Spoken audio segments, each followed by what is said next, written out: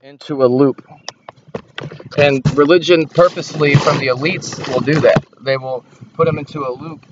So it's like they go to church, they do contact with Creator sometimes they may not. But the thing about it is, there's really no extra details on the mission. There's just waiting on Jesus to come back. No offense to anybody out there religious. The Jesus will come from within. Christ will come from within. And if he wants to come back, he'll come back too.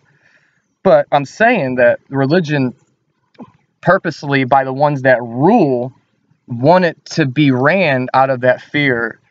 So think of how mind-fucking and numbing it is to say, if you don't believe in my religion, if you don't believe exactly my way, you're going to burn eternally forever. Take your fucking pick. You're left with no well, option. If you ain't got an old soul near, and these immature souls can be like, okay, they're scared shitless. We got them right where we want them.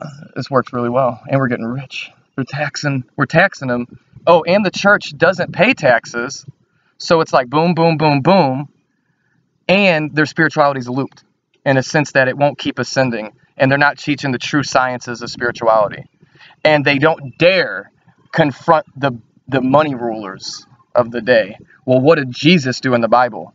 Confronted the money rulers and flipped over the table of commerce when that's all they wanted to talk about was the money and not the spirit.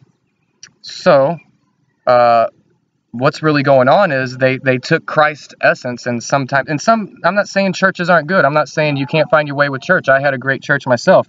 But when a church, because there's different churches, different denominations, different pastors. I'm not saying it's all one thing.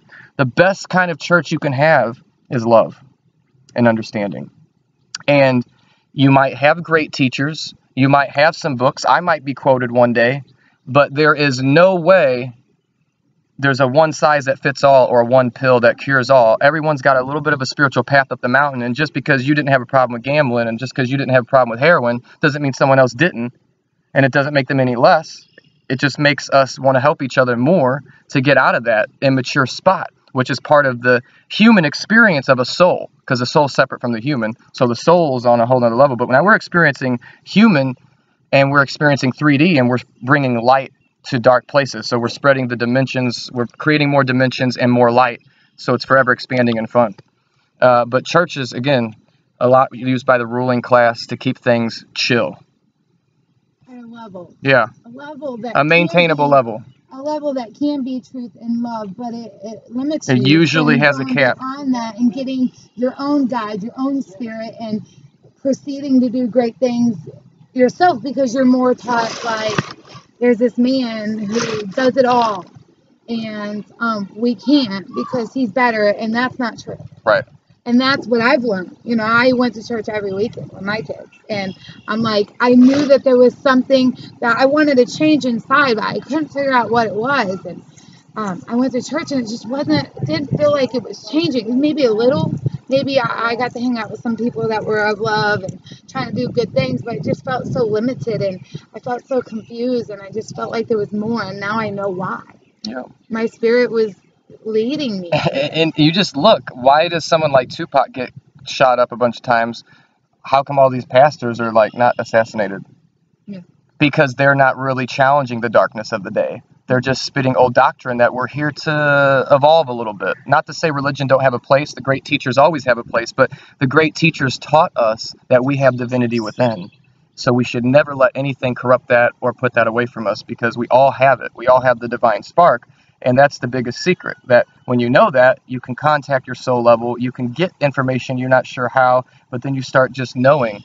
And there's an intuition beyond what some may term factual. Like, is it factual that I go out and see light ships, the galactics? Yes, it is. Is it factual my intuition brought me there? Yes. Yes, it is. So it's really interesting how this all dances out in the end. And laughter is very good. As long as you're not laughing at someone in disharmony, laughter is joy, and it brings the best meditation. So if you got a church too serious and you're just looking at a man hanging on a cross, what does that psychologically imprint on a child seeing a man hanging naked, bleeding? It's almost like an undercover way to say, see what happened to the last one that challenged us? And then they did it to Pac again. So, and John Lennon and John F. Kennedy. We've all watched Christ consciousness get snuffed out of here, but then expand. Another thing that bothered me was being taught that we are just sinful, and that's just our nature. That's what we are, and we can never be good enough. And that was part of the programming. That you're born with benevolence, you're born with divinity, you're born with everything. You're born clean, you're born beautiful. You're just born with a soul that's going to experience things. And depending on how we collective choose to experience things, we can make benevolence and beauty, just as your mother holding you and keeping you alive in the proper parenting, we can experience that on earth. But if you had a bunch of bad parenting and a lack of parenting, you might have some kids with misdirection. You might need a couple Tupacs and 2 Trues to go out there and broadcast some lighthouses, get them back where we need to be, get all the other families that are already filled in love and say, look, this system is threatening our love. This system is threatening our very bonds of love. This system is threatening our very life through genetic manipulation of the food, through the air that we breathe, through the broadcasting, through the lower dimensional channels that they bring. We see it all and we hear it clear. There is no enemy other than the darkness that we are shining a light on. So there is no personal vendetta. There is no personal grudge. There is just, let me shine this light. Can I help this person? Does it resonate? Well, let me help them. It's not resonating for me right now to help. Well, let me go help myself so I can help someone else later. Because if I can't be at one with myself, how can I show someone else? So it is all relative in your resonance field through your soul contract and your Christ consciousness and your divinity and Mother Goddess connection, which is the union within. And that's what we need. We need real love and real babies that know love and keep it going, and you're going to have the youth is the future. If you got good roots, you have a good tree. If we got problems with the roots, let's go at it, clean it up, tell them to quit pouring shit on the sky, tell them to quit doing this, and we'll have a cleaner garden, and we'll walk in it again without bad fruit.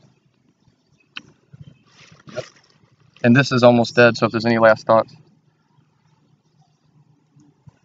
All right, well, peace and love, 2 True. The temple is here. You're walking in your church, just as my Brian McCain brother in Christ knows. Praise to all names, Jehovah, Allah, Hare Krishna, because it's the energy we address. The name is almost irrelevant compared to the energy that we address. God bless. Meditate, don't medicate. Meditate, don't medicate, and eat the right foods because the nutrition will do you good. Yeah, we can't eat a bunch of processed shit and then wonder why we got cancer tumors. And if we do, we're stuck in an ignorance loop. All right, love and peace.